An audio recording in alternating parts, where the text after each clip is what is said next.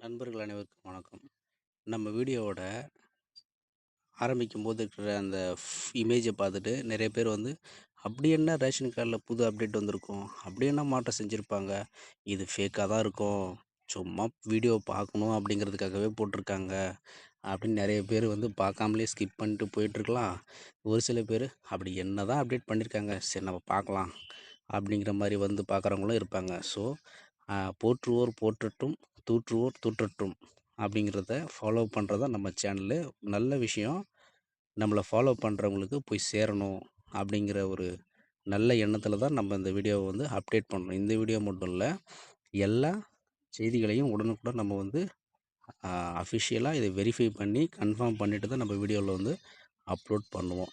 அந்த மாதிரி இந்த வீடியோல நம்ம எத பத்தி பார்க்க போறோம் அப்படின்னா, ரேஷன் கார்டுல ஒரு சில சேவைகள வந்து இதுக்கப்புறமா நம்ம அடிக்கடி யூஸ் பண்ண முடியாது.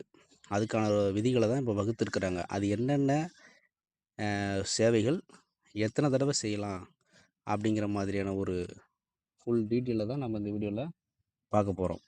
அது என்ன அப்படின்னா, ஃபர்ஸ்ட் ஆஃப் ஆல் பேர வந்து சேர்க்கறது, பேர நீக்கிறது, அப்புறம் வந்து அட்ரஸ் சேஞ்ச் பண்றது, கார்டு ரீப்ரிண்ட் பண்றது, அப்புறம் வந்து அ இந்த பிடிஎஃப் ஃபார்மேட்ல வந்து டவுன்லோட் பண்ற அந்த ஆப்ஷன்.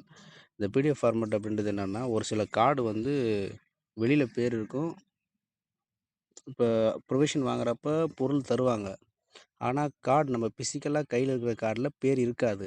அது இருக்கா இல்லையான்னு கன்ஃபார்ம் பண்றதுக்கு பிடிஎஸ் சைட்ல போயிட்டு நம்ம ஓடிபி பேஸ் பண்ணி ஒரு பிடிஎஃப் ஃபார்மேட்ல டவுன்லோட் பண்ணுவோம். அந்த சேவைகள கூட இதுக்கப்புறம் வருஷத்துக்கு 2 தடவ தான் பயன்படுத்த முடியும் அப்படிங்கிற மாரி ஒரு விஷயத்த சொல்லியிருக்காங்க.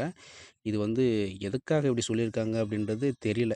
ஏன்னா, இப்ப ஜஸ்ட் ஒரு பிடிஎஃப் நம்ம டவுன்லோட் பண்ணுறதுக்கும் 2 வருஷத்துக்கு ஒரு வருஷத்துக்கு 2 தடவ தான் பண்ண முடியும் அப்படிங்கிறது எதுக்காக அப்படின்றது இதுக்கப்புறம் பொறுமையா அப்டேட் ஆகலாம்.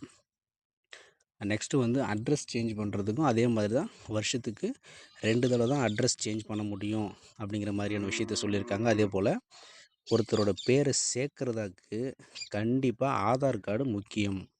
இதுக்கு முன்னாடி வந்து பர்த் சர்டிஃபிகேட் மட்டும் இருந்தா பர்த் சர்டிஃபிகேட் ப்ளஸ் ஆதார் 2ல எது இருந்தா ஓகே. ஏதாச்சும் ஒண்ணு இருந்தாலும் சேர்த்துக்கலாம் அப்படின்ற மாரி ஆப்ஷன் இருந்துச்சு.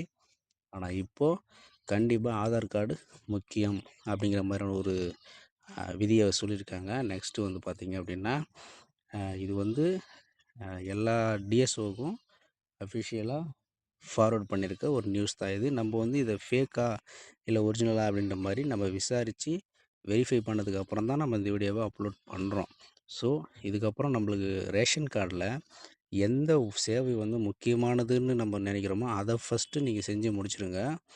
நீங்க ஜஸ்ட்டு சும்மா நினைக்கிறத உடனே செஞ்சு விட்டுட்டீங்கன்னா, ஒரு ஒரு ஒரு வருஷத்துக்கு 2 தடவ தான் செய்ய முடியும். ஸோ, அடுத்த வருஷம் வரைக்கும் நம்ம காத்துட்டு இருக்க வேண்டியது அவசியமாயிரும். அதனால எது முக்கியமோ, அத முதல்ல செய்யுங்க. முக்கியம் இல்ல, நம்ம பொறுமையா செஞ்சுக்கலான்றத பின்னாடி செஞ்சுக்கலாம். இதுதான் இந்த வீடியோவோட